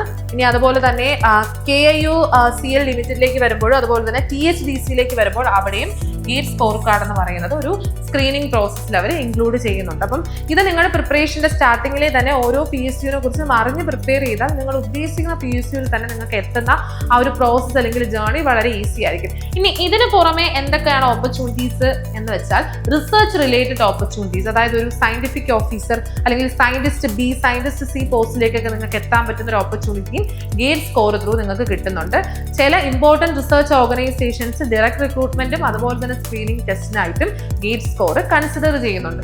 അതിൽ ഇമ്പോർട്ടൻ്റ് ആയിട്ട് വരുന്നതാണ് നമ്മുടെ DRDO വരുന്നുണ്ട്, അതുപോലെ തന്നെ ബാബ അറ്റോമിക് റിസർച്ച് സെന്റർ വരുന്നുണ്ട്, NPCA-ൽ വരുന്നുണ്ട്, അതുപോലെ തന്നെ bureau of Indian standard ISRO. ഇത്രയാണ് നമുക്കൊരു റിസർച്ച് ഓപ്പർച്യൂണിറ്റീസ് പ്രൊവൈഡ് ചെയ്യുന്ന ഓർഗനൈസേഷൻസ്. അപ്പം ഇതെല്ലാം കൃത്യമായ പ്രിപ്പറേഷൻ ജേർണിയിൽ തന്നെ നിങ്ങൾ മനസ്സിലാക്കി പ്രിപ്പയർ ചെയ്യുക. ഇനി പ്രൈവറ്റ് സെക്ടർ അണ്ടർടേക്കിങ്സിലാണെങ്കിൽ അത് എങ്ങനെയാണ് ഗേറ്റ് സ്കോർ ഹെൽപ്ഫുൾ ആവുന്നതെന്നുള്ളൊരു കാര്യം പറയാം. അതായത് നമ്മളിപ്പോൾ BTech ഈ പറഞ്ഞ Tier 3, Tier 4 കോളേജിലൊക്കെ പഠിക്കുമ്പോൾ നമുക്ക് വരുന്ന ഹയറിംഗ് ഓപ്പർച്യൂണിറ്റീസ്, അതായത് ഓരോ കമ്പനീസിന്റെ ഹയറിംഗ് ഓപ്പർച്യൂണിറ്റീസ് എന്ന് പറയുന്നത് വളരെ ലിമിറ്റഡ് ആണ്. നമ്മൾ ആസ്പയർ ചെയ്യുന്ന ഒരു കമ്പനി വരണമെന്നില്ല. പക്ഷേ നിങ്ങൾ വിത്ത് ഗേറ്റ് സ്കോർ ഒരു IIT അല്ലെങ്കിൽ IISc അല്ലെങ്കിൽ NIT പോലുള്ള ഒരു ഇൻസ്റ്റിറ്റ്യൂട്ടിലൊക്കെ പഠിക്കുമ്പോൾ അവിടെ വരാത്തതായിട്ടുള്ള ഒരു കമ്പനീസ് ഇല്ല. അതായത് ഇപ്പം 20 lakh CTC ഒക്കെയാണ് ഓരോ കമ്പനീസും ഡിമാൻഡ് ചെയ്യുന്നത് പോലെ. അപ്പം അത്രയും നല്ലൊരു ഓപ്പർച്യൂണിറ്റീസ് പ്രൈവറ്റ് സെക്ടറിലും നിങ്ങൾക്ക് വിത്ത് വാലിഡ് ഗേറ്റ് സ്കോർ നിങ്ങളൊരു കോളേജിൽ പഠിക്കുകയാണെന്നുണ്ടെങ്കിൽ അല്ലെങ്കിൽ ഒരു റെപ്യൂട്ടഡ് കോളേജിൽ പഠിക്കുകയാണെന്നുണ്ടെങ്കിൽ നിങ്ങൾക്ക് അവൈലബിൾ ആയിട്ട് കിട്ടുന്നത്. അപ്പോൾ നമ്മൾ ടോപ്പ് ടയർ ഇൻസ്റ്റിറ്റ്യൂട്ട്സിലൊക്കെ പോയി കഴിഞ്ഞാലും അവിടെ പ്രൈവറ്റ് സെക്ടർ അണ്ടർടേക്കിങ്സിൽ ജോബ് കിട്ടുമ്പോൾ നമ്മുടെ കോർ ഏരിയയിൽ നമുക്ക് വർക്ക് ചെയ്യാൻ പറ്റുമോ, ഇങ്ങനെ ഒരുപാട് ഡൗട്ട്സ് സ്റ്റുഡൻസ് ചോദിക്കാറുണ്ട്. അപ്പോൾ അതിനൊരു എക്സാമ്പിൾ ആയിട്ട് ഇപ്പോൾ പറയാൻ പറ്റുന്ന ഒരാൾ നമ്മുടെ സിവിലിയൻസിന്റെ തന്നെ ഒരു സ്റ്റുഡൻറ്റ്, പാസ് ഔട്ട് ആയ സ്റ്റുഡൻറ്റ് അനുപ്രിയ ഇപ്പം CDM സ്മിത്ത് എന്ന് പറയുന്ന ഒരു MNC-യിൽ എൻവയോൺമെന്റൽ എഞ്ചിനീയർ ആയിട്ടാണ് വർക്ക് ചെയ്യുന്നത്. അതായത് ഗേറ്റ് സ്കോറോട് കൂടി NIT സുരത്കല്ലിൽ നിന്ന് എൻവയോൺമെന്റൽ എഞ്ചിനീയറിംഗ് പാസ് ഔട്ട് ആയിട്ട് അതേ കോർ ഏരിയയിൽ തന്നെ വർക്ക് ചെയ്യുകയാണ്. അപ്പം ആ ഓപ്പർച്യൂണിറ്റീസ് ഇല്ല എന്നുള്ള ഒരു ചിന്ത നിങ്ങൾക്ക് വരാൻ പാടില്ല. ന്യൂമറസ് നമ്പർ ഓഫ് ഓപ്പർച്യൂണിറ്റീസ് വരും. അപ്പം അത് നമ്മുടെ പ്രിപ്പറേഷനും നമ്മുടെ ഗേറ്റ് സ്കോറും ബേസിസിൽ അല്ലെങ്കിൽ നമ്മൾ തിരഞ്ഞെടുക്കുന്ന ഇൻസ്റ്റിറ്റ്യൂട്ട് ഏതാണോ അവിടെ വരുന്ന കമ്പനിയുടെ ബേസിസിലാണ് കിട്ടുന്നത്. അപ്പം ഇതിനെല്ലാം ഇമ്പോർട്ടൻ്റ് ആയിട്ട് നമുക്ക് വേണ്ടത് നല്ലൊരു വാലിഡ് ഗേറ്റ് സ്കോർ ആണ്. അത് ഉണ്ടെന്നുണ്ടെങ്കിൽ നമ്മൾ ഉദ്ദേശിക്കുന്ന കോർ ഏരിയയിൽ പോലും, അത് ഈവൻ പ്രൈവറ്റ് സെക്ടർ അണ്ടർടേക്കിങ്സ് ആണെങ്കിൽ പോലും നമ്മൾ ഉദ്ദേശിക്കുന്ന കോർ ഏരിയയിൽ നമുക്ക് ഉറപ്പായും വർക്ക് ചെയ്യാൻ പറ്റുക തന്നെ ചെയ്യും. ഇനി ഇതിനെല്ലാം പുറമെ ഫോറിൻ സ്റ്റഡീസ് ആണ് നിങ്ങളുടെ എയിം എന്നുണ്ടെങ്കിൽ അതും ഗേറ്റ് സ്കോർ നിങ്ങൾക്ക് തരും. അതായത് ഫോറിൻ യൂണിവേഴ്സിറ്റീസിൽ നല്ലൊരു ഹയർ സ്റ്റഡി നിങ്ങൾക്ക് ഗേറ്റ് സ്കോർ കാർഡ് ഓപ്റ്റ് ചെയ്യുന്നുണ്ട്. യൂണിവേഴ്സിറ്റി പറയുകയാണെന്നുണ്ടെങ്കിൽ നമുക്ക് സിംഗപ്പൂർ, അതുപോലെ തന്നെ ജർമ്മനിയിലേക്ക് നാഷണൽ യൂണിവേഴ്സിറ്റി ഇൻ സിംഗപ്പൂർ, അതുപോലെ തന്നെ Technical University in Munich, Nanyang Technical University, അങ്ങനെ ഒരുപാട് ഇൻസ്റ്റിറ്റ്യൂട്ട്സ് നിങ്ങൾക്ക് ഹയർ സ്റ്റഡീസ് അതായത് MS നിങ്ങൾക്ക് ഓപ്റ്റ് ചെയ്യുന്നുണ്ട് വിത്ത് വാലിഡ് ഗേറ്റ് സ്കോർ. ഇനി ഇതിനെല്ലാം പുറമെ വളരെയധികം ആരും നോട്ടീസ് ചെയ്യാത്തൊരു കാര്യം കൂടിയാണ് പറഞ്ഞു പോകുന്നത് കേട്ടോ. അതായത് PhDക്ക് ഇക്വാലന്റ് ആയിട്ടുള്ള ഫെലോഷിപ്പ് മാനേജ്മെന്റ് പ്രോഗ്രാം എന്ന് പറയുന്ന ഒരു കോഴ്സ് IIM പ്രൊവൈഡ് ചെയ്യുന്നുണ്ട് വിത്ത് ഗേറ്റ് സ്കോർ ഉള്ള കാൻഡിഡേറ്റ്സിന്. അപ്പം അത് സ്റ്റാർട്ടിങ് ഒരു 32,000 ആണ് നിങ്ങൾക്ക് സ്റ്റൈഫൻഡ് അല്ലെങ്കിൽ റിസർച്ച് ഫെലോഷിപ്പ് സ്റ്റൈഫൻഡ് ആയിട്ട് നിങ്ങൾക്ക് അവൈലബിൾ ആയിട്ട് കിട്ടുന്നത്. അങ്ങനെ ഒട്ടനവധി ഓപ്പർച്യൂണിറ്റീസ് ആണ് ഗേറ്റ് എക്സാം ക്വാളിഫൈ ആവുന്നതോടുകൂടി അല്ലെങ്കിൽ നല്ലൊരു ഗേറ്റ് സ്കോർ കാർഡ് കയ്യിലുള്ളതോടുകൂടി നിങ്ങൾക്ക് കിട്ടുന്നത്. അങ്ങനെയാണെങ്കിൽ നിങ്ങൾക്കൊരു ചോദ്യം വരും, ഈ ഗേറ്റ് സ്കോർ കാർഡിന്റെ വാലിഡിറ്റി എത്രയാണെന്ന്. നിങ്ങളൊരു ഹയർ സ്റ്റഡീസ് ആണ് ഓപ്റ്റ് ചെയ്യുന്നതെന്നുണ്ടെങ്കിൽ നിങ്ങൾ നേടുന്ന ഗേറ്റ് സ്കോറിന്റെ വാലിഡിറ്റി എന്ന് പറയുന്നത് 3 years ആയിരിക്കും. ഇനി അതൊരു പബ്ലിക് സെക്ടർ അണ്ടർടേക്കിങ്സിൽ ഒരു ജോബ് ഓപ്പർച്യൂണിറ്റിക്കാണ് യൂസ് ചെയ്യുന്നുണ്ടെങ്കിൽ 1 year ആയിരിക്കും സ്കോർ കാർഡിന്റെ വാലിഡിറ്റി. അപ്പോൾ ചുരുക്കി പറഞ്ഞാൽ ഒരു വർഷത്തെ ഗേറ്റ് എക്സാമിന്റെ പ്രിപ്പറേഷൻ, അതും വളരെ സ്ട്രക്ചേർഡ് ആയി വിത്ത് ഗൈഡൻസ് ഒരു പ്രിപ്പറേഷൻ നിങ്ങൾക്ക് ഉണ്ടെങ്കിൽ അത് നിങ്ങളുടെ കരിയറിനെയും നിങ്ങളുടെ ഡ്രീംസിനെയും നിങ്ങൾ ഉദ്ദേശിക്കാത്ത ലെവലിലാണ് കൊണ്ടെത്തിക്കാൻ പോകുന്നത്. അപ്പോൾ ആർക്കൊക്കെ ഗേറ്റ് എക്സാം എഴുതാം എന്നുള്ള എലിജിബിലിറ്റി ക്രൈറ്റീരിയ എല്ലാം നമ്മൾ സ്റ്റാർട്ടിങ്ങിലെ നോക്കി. ഇനി നമ്മൾ നോക്കാൻ പോകുന്നത് എക്സാം പാറ്റേൺ ആണ്. അപ്പോൾ ഏതൊരു എക്സാമിന് നമ്മൾ പ്രിപ്പയർ ചെയ്താലും എക്സാം പാറ്റേണിനെ കുറിച്ച് ക്ലിയർ ആയിട്ടുള്ള ഒരു ഐഡിയ നമുക്ക് ഉണ്ടായിരിക്കണം. എങ്കിൽ മാത്രമേ നമ്മൾ ഉദ്ദേശിക്കുന്ന ലെവലിൽ നമ്മുടെ പ്രിപ്പറേഷൻ കൊണ്ടുപോകാൻ പറ്റൂ. അപ്പോൾ ഗേറ്റ് എക്സാം എന്ന് പറയുന്നത് 100 മാർക്കിനുള്ള ഒരു കമ്പ്യൂട്ടർ ബേസ്ഡ് ടെസ്റ്റ് ആണ്. നമ്പർ ഓഫ് ക്വസ്റ്റ്യൻസ് എന്ന് പറയുന്നത് നമുക്ക് 65 ആണ് വരുന്നത്. ടോട്ടൽ ടൈം അവൈലബിൾ ആയിട്ടുള്ളത് 3 hours ആണ്. 100 മാർക്കിനെ നമ്മൾ 3 ആയിട്ടാണ് ഡിവൈഡ് ചെയ്യുന്നത്. അതായത് 15 മാർക്ക് ആപ്റ്റിറ്റ്യൂഡിന്, 13 മാർക്ക് മാത്തമാറ്റിക്സിന്, ബാക്കി 72 മാർക്കാണ് നമ്മുടെ കോർ സബ്ജക്റ്റ്. നമ്മൾ സിവിലിന്റെ കാര്യം പറയുന്നതുകൊണ്ട് സിവിൽ എഞ്ചിനീയറിംഗ് എന്ന് വരുന്ന ക്വസ്റ്റ്യൻസ് എന്ന് പറയുന്നത്. എക്സാം പാറ്റേൺ പോലെ വളരെ കൃത്യമായി അറിഞ്ഞിരിക്കേണ്ട ഒന്നാണ് ക്വസ്റ്റ്യൻ പാറ്റേൺ. ഗേറ്റ് എക്സാമിന് എങ്ങനത്തേക്ക് ടൈപ്പ് ഓഫ് ക്വസ്റ്റ്യൻസ് വരാം? അപ്പോൾ 3 ടൈപ്പ് ക്വസ്റ്റ്യൻസ് ആണ് ഗേറ്റ് എക്സാമിൽ വരുന്നത്. ഒന്ന് MCQ, രണ്ടാമത്തേത് MSQ, മൂന്നാമത്തേത് നാറ്റ്. MCQ എന്ന് വെച്ചാൽ മൾട്ടിപ്പിൾ ചോയ്സ് ക്വസ്റ്റ്യൻസ്. ഈ ക്വസ്റ്റ്യൻ്റെ പ്രത്യേകത എന്ന് വെച്ചാൽ നിങ്ങൾക്ക് ക്വസ്റ്റ്യൻ കാണും, 4 ഓപ്ഷൻസ് അവൈലബിൾ ആയിരിക്കും, അതിൽ നിന്ന് ഒരു ഓപ്ഷൻ ആയിരിക്കും കറക്റ്റ് ആൻസർ. ഇനി MCQ എന്നുള്ളൊരു ക്വസ്റ്റ്യൻ്റെ പ്രത്യേകത എന്ന് വെച്ചാൽ അവിടെ നെഗറ്റീവ് മാർക്കിംഗ് ഉണ്ട്. അതായത് ക്വസ്റ്റ്യൻ്റെ മാർക്ക് എത്രയാണോ അതിൻ്റെ 1/3 കട്ടാകും. ക്വസ്റ്റ്യൻ്റെ മാർക്ക് 1 ആകാം, 2 ആകാം. സോ മാർക്ക് എത്രയാണോ അതിൻ്റെ 1/3 തെറ്റാകുന്ന ക്വസ്റ്റ്യന് നിങ്ങൾക്ക് കട്ടാകുന്നതാണ്. സോ നെഗറ്റീവ് മാർക്കിംഗ് ഉള്ള ക്വസ്റ്റ്യൻ കാറ്റഗറിയാണ് MCQ എന്ന് പറയുന്നത്. സെക്കൻഡ് കാറ്റഗറി എന്ന് പറയുന്നത് MSQ, അതായത് മൾട്ടിപ്പിൾ സെലക്ട് ക്വസ്റ്റ്യൻസ്. അവിടെയും ഒരു ക്വസ്റ്റ്യൻ കാണും, 4 ഓപ്ഷൻസ് കാണും. അതിൽ 2 ഓപ്ഷൻ കറക്റ്റ് ആകാം, 3 ഓപ്ഷൻ കറക്റ്റ് ആകാം, ഈവൻ 4 ഓപ്ഷൻ വരെയും കറക്റ്റ് ആകാം. അപ്പം നിങ്ങൾക്ക് അതിൽ ഏതൊക്കെ കറക്റ്റ് ആൻസർ ഉണ്ടോ അതെല്ലാം ചൂസ് ചെയ്ത് സബ്മിറ്റ് കൊടുക്കുക എന്നുള്ളതാണ് ആ ക്വസ്റ്റിൻ്റെ പ്രത്യേകത. ഇവിടെ ഹൈലൈറ്റ് എന്ന് പറയുന്നത് MSQ ക്വസ്റ്റ്യൻസിന് നെഗറ്റീവ് മാർക്കിംഗ് ഇല്ല. മൂന്നാമത്തെ ടൈപ്പ് ഓഫ് ക്വസ്റ്റ്യൻ കാറ്റഗറി എന്ന് പറയുന്നത് നാറ്റ്, അതായത് ന്യൂമറിക്കൽ ആൻസർ ടൈപ്പ്. ഇവിടെ ഒരു ക്വസ്റ്റ്യൻ ഗിവൺ ആയിരിക്കും, അതിൻ്റെ ആൻസർ ഫൈൻഡ് ഔട്ട് ചെയ്യുക. ഫൈൻഡ് ഔട്ട് ചെയ്യാനായിട്ട് നിങ്ങൾക്ക് വിർച്വൽ കാൽക്കുലേറ്റർ സ്ക്രീനിൽ അവൈലബിൾ ആയിരിക്കും. സോ ഫൈൻഡ് ഔട്ട് ചെയ്യുക. Up to some decimal point ആയിരിക്കും ക്വസ്റ്റ്യൻ ചോദിക്കുന്ന. കറക്റ്റ് ആയിട്ടുള്ള വാല്യൂ എന്താണെന്നുള്ള തന്നിരിക്കുന്ന ഡാഷിൽ നമ്മൾ ഫില്ല് ചെയ്ത് കൊടുക്കുക. കീബോർഡ് ഓർ അല്ലെങ്കിൽ വിർച്വൽ കീബോർഡ് യൂസ് ചെയ്ത് ഫില്ല് ചെയ്ത് കൊടുക്കുക. ഇവിടെയും ന്യൂമറിക്കൽ ആൻസർ ടൈപ്പിനും നെഗറ്റീവ് മാർക്കിംഗ് ഇല്ല. ഇങ്ങനെ 3 ടൈപ്പ് ഓഫ് ക്വസ്റ്റ്യൻസ് ആണ് ഗേറ്റ് എക്സാമിന് വരുന്നത്. ഇനി ഗേറ്റ് എക്സാമിലേക്ക് വരുമ്പോൾ വളരെ ഇമ്പോർട്ടൻ്റ് ആയിട്ട് നമ്മൾ മെൻഷൻ ചെയ്യേണ്ട ഒരു കാര്യം കൂടി ഉള്ളത്, ഇന്റർ ഡിസിപ്ലിനറി ഓപ്ഷൻസ് ഇപ്പോൾ ഗേറ്റ് എക്സാം പ്രൊവൈഡ് ചെയ്യുന്നുണ്ട്. അതായത് നമുക്ക് അറ്റ് എ ടൈം ഒരു എക്സാം നമ്മൾ അപ്ലൈ ചെയ്യുകയാണെന്നുണ്ടെങ്കിൽ, അതായത് നമുക്ക് 2 പേപ്പേഴ്സ് സെലക്ട് ചെയ്ത് അപ്ലൈ ചെയ്യാനായിട്ടുള്ള ഒരു ഓപ്ഷൻ. ഇപ്പം ഒരു വർഷം തന്നെ ഗേറ്റ് എക്സാം എഴുതുമ്പോൾ നിങ്ങൾക്ക് ഇന്റർ ഡിസിപ്ലിനറി ഓപ്ഷൻസ് ചൂസ് ചെയ്യാനുള്ള ഒരു ഫെസിലിറ്റി. അപ്പോൾ സിവിൽ എഞ്ചിനീയറിംഗ് ഒരു ആസ്പിറന്റിന് ഏതൊക്കെ ടൈപ്പ് പേപ്പേഴ്സ് പേപ്പർ 2 സെലക്ട് ചെയ്യാന്നുള്ളൊരു കാര്യം കൂടി ജസ്റ്റ് ഒന്ന് മെൻഷൻ ചെയ്ത് പോകാനുള്ളൂ. ഫസ്റ്റ് വൺ എന്ന് പറയുന്നത് എൻവയോൺമെന്റൽ science and engineering, paper code എന്ന് പറയുന്നത് ES. Engineering sciences, paper code XE. Geomatics engineering, paper code GE. Architecture and planning, paper code AR. Aerospace engineering, paper code AE. Agricultural engineering, paper code AG. അതുപോലെ തന്നെ naval architecture and marine engineering, paper code NM. ഇത്രയുമാണ് paper 2 options civil engineering GATE exam എഴുതുന്നവർക്ക് available ആയിട്ടുള്ളത്. ഇനി നമ്മൾ പോകുന്നത് വളരെ important ആയിട്ടുള്ള ഒരു പാർട്ടിലേക്കാണ്. ഏതൊരു എക്സാം ആയിക്കോട്ടെ അതിന് പ്രിപ്പയർ ചെയ്യുമ്പോൾ വളരെ കൃത്യമായിട്ട് സ്റ്റാർട്ടിങ്ങിലെ നമ്മൾ അറിഞ്ഞിരിക്കേണ്ട, അതായത് ഡീറ്റെയിൽഡ് ആയിട്ട് അറിഞ്ഞിരിക്കേണ്ട ഒന്നാണ് ആ ഒരു എക്സാമിന്റെ സിലബസ് എന്ന് പറയുന്നത്. അപ്പോൾ ഗേറ്റ് എക്സാമിന്റെ സിലബസ് എന്താണെന്ന് സിവിൽ എഞ്ചിനീയറിംഗ് പോയിന്റ് ഓഫ് വ്യൂവിൽ എന്തൊക്കെ കാര്യങ്ങൾ പഠിക്കണം, എന്തൊക്കെയാണ് സിലബസിൽ പറഞ്ഞിരിക്കുന്നത് നമുക്ക് നോക്കിയിട്ട് വരാം. അപ്പോൾ ഓൾറെഡി ഒന്ന് അറിഞ്ഞിരിക്കുക എങ്ങനെ സിലബസ് ഡൗൺലോഡ് ചെയ്യാന്നുള്ള കാര്യം. നമ്മൾ ഏത് അതോറിറ്റി ആണോ കണ്ടക്ട് ചെയ്യുന്നത്, അപ്പോൾ ഗേറ്റ് 2027 ആണെന്നുണ്ടെങ്കിൽ IIT മദ്രാസ് ആണ് കണ്ടക്ട് ചെയ്യുന്നത്. IIT മദ്രാസിന്റെ ഒഫീഷ്യൽ വെബ്സൈറ്റ് ഗേറ്റ് പേജിലേക്ക് പോവുക. അവിടെ നിങ്ങൾക്ക് ഇപ്പം ഏത് ബ്രാഞ്ച് ആണോ, നമുക്ക് സിവിൽ എഞ്ചിനീയറിംഗിൻ്റെയാണ് നോക്കേണ്ടത്. സോ സിവിൽ എഞ്ചിനീയറിംഗ് എടുത്തു കഴിഞ്ഞാൽ നമുക്ക് PDF ആയിട്ട് ഡൗൺലോഡ് ചെയ്യാനും എല്ലാ ഓപ്ഷൻ അവൈലബിൾ ആണ്.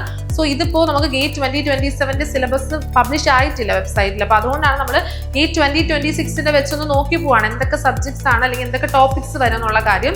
വലിയ ചേഞ്ചസ് സിലബസിൽ വരാറില്ല. സോ ഇപ്പോൾ സിവിൽ എഞ്ചിനീയറിംഗ് ആണെങ്കിൽ സെക്ഷൻ 1 നമുക്ക് വരുന്നത് എഞ്ചിനീയറിംഗ് മാത്തമാറ്റിക്സ് ആണ്. അവിടെ linear algebra, calculus, ordinary differential equation വരുന്നുണ്ട്, പാർഷ്യൽ ഡിഫറൻഷ്യൽ ഇക്വേഷൻ വരുന്നുണ്ട്, പ്രോബബിലിറ്റി ആൻഡ് സ്റ്റാറ്റിസ്റ്റിക്സ് വരുന്നുണ്ട്, ന്യൂമറിക്കൽ മെത്തേഡ്സ്. ഇത്രയാണ് സെക്ഷൻ 1 വരുന്ന മാത്തമാറ്റിക്സിൽ. സെക്ഷൻ 2 എന്ന് പറയുന്നത് സ്ട്രക്ചറൽ എഞ്ചിനീയറിംഗ് ആണ്. അവിടെ വരുന്നത് എഞ്ചിനീയറിംഗ് മെക്കാനിക്സ് ഉണ്ട്, soil mechanics, structural analysis, construction materials and management വരുന്നുണ്ട്, കോൺക്രീറ്റ് സ്ട്രക്ചേഴ്സ് വരുന്നുണ്ട്, സ്റ്റീൽ സ്ട്രക്ചേഴ്സ് വരുന്നുണ്ട്. ഇത്രയാണ് സെക്ഷൻ 2 വരുന്ന സ്ട്രക്ചറൽ പാർട്ടിൽ.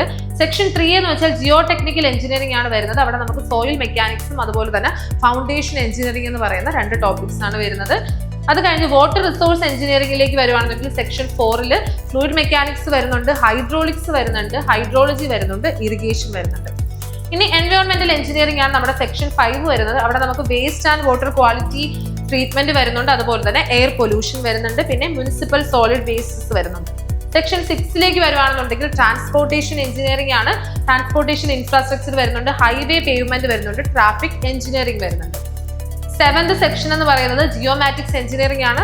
നമ്മുടെ സർവേ ആൻഡ് എക്യുപ്മെന്റ്സും കാര്യങ്ങളാണ് അവിടെ വരുന്നത്. അതുപോലെ തന്നെ അഡ്വാൻസ്ഡ് സർവേ ടെക്നിക്സും എല്ലാം അവിടെ വരുന്നത്. അപ്പം ഇത്രയും സെക്ഷൻസ് ആണ് നമുക്ക് സിലബസിൽ വരുന്നത്. അപ്പോൾ ഏതൊരു പ്രിപ്പറേഷൻ ആയിക്കോട്ടെ അത് സിലബസ് വളരെ നല്ല രീതിയിൽ അനലൈസ് ചെയ്തിട്ട് വേണം നിങ്ങളുടെ പ്രിപ്പറേഷൻ സ്റ്റാർട്ട് ചെയ്യാം. അപ്പോൾ ഇതുവരെ നമ്മൾ ഗേറ്റ് എക്സാം എന്താണ്, എലിജിബിലിറ്റി ക്രൈറ്റീരിയ, അതുപോലെ തന്നെ exam pattern, question pattern, syllabus, opportunities എന്തൊക്കെയാണ് എല്ലാം ഡിസ്കസ് ചെയ്തു. അപ്പോൾ ഇനി എങ്ങനെ ഗേറ്റ് എക്സാമിന് പ്രിപ്പയർ ചെയ്യാന്നുള്ളൊരു കാര്യമാണ് പറയുന്നത്. നമ്മളിപ്പോൾ വന്ന സ്റ്റാർട്ടിങ്ങിൽ തന്നെ നമ്മൾ ഡിസ്കസ് ചെയ്തായിരുന്നു അല്ലേ നമ്മുടെ ഒരു വിജയത്തിനെ കുറിച്ച്. ഇപ്പോൾ നടന്ന ഗേറ്റ് 2025 നമ്മുടെ ഓൺലൈനും അതുപോലെ തന്നെ ഡയറക്റ്റും ബാച്ചസിൽ 85% സ്റ്റുഡൻസും ക്വാളിഫൈഡ് ആണ്.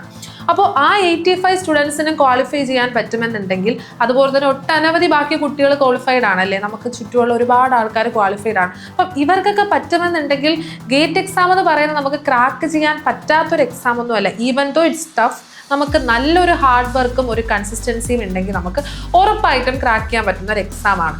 അങ്ങനെയാണെങ്കിൽ ഈ ഒരു എക്സാം വളരെ ഈസി ആയിട്ട് ക്രാക്ക് ചെയ്യാനായിട്ട്, അതായത് ഞാൻ ഈ പറയുന്ന 5 മെത്തേഡ്സ് നിങ്ങൾ ഫോളോ ചെയ്യാന്നുണ്ടെങ്കിൽ നിങ്ങൾക്ക് വളരെ ഈസി ആയിട്ട് ഗേറ്റ് എക്സാം ക്രാക്ക് ചെയ്യാം. First one, conceptual clarity achieve ചെയ്യുക എന്നതാണ്. സിലബസ് നമ്മുടെ കയ്യിൽ അവൈലബിൾ ആണ്. സിലബസിൽ പറഞ്ഞിരിക്കുന്ന സബ്ജക്ട്സിലെ ഓരോ ടോപ്പിക്സിലും കോർ ഐഡിയാസ് എന്താണ് അല്ലെങ്കിൽ ഫണ്ടമെന്റൽ കോൺസെപ്റ്റ്സ് എന്താണെന്ന് മനസ്സിലാക്കുക.